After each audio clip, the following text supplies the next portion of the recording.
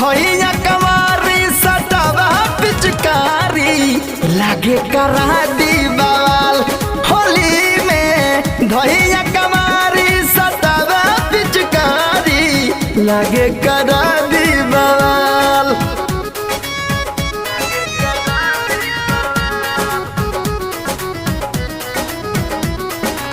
चली आई ए फागुन के महीना में सबसे पहले हई मोट भौजाई लोग खाती हई बगनवा बबुआ के तरफ से बार बार प्रणाम बा।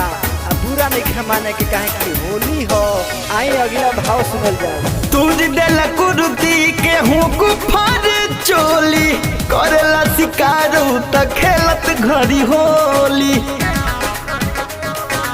ए सखी तुझ दिल कुर्ती के हूँ कुफर चोली करेला शिकारू त खेलत घड़ी होली। कबो या गाड़ी कबो रंग पछाड़ी उल्टा सीधा करेला सवाल।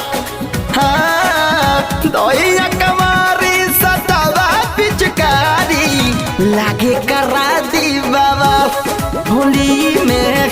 दहिया कवारी सतावा पिचकारी लागे कराई बवाल।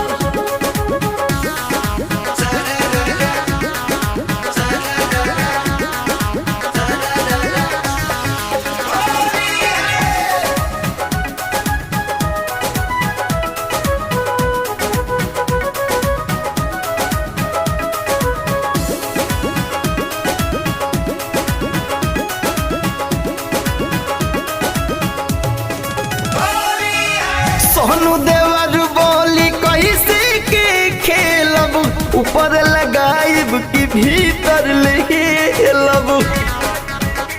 अजी बोली ना गोलू देवर बोली कैसे के खेलब ऊपर लगाइब कि भीतर लेलब। जे भी सूरज धरा मेंदर के संग में जाके ठोका फगुआ के ताल। धैया कवारी सतावा पिचकारी लागे कराई बवाल होली में। धैया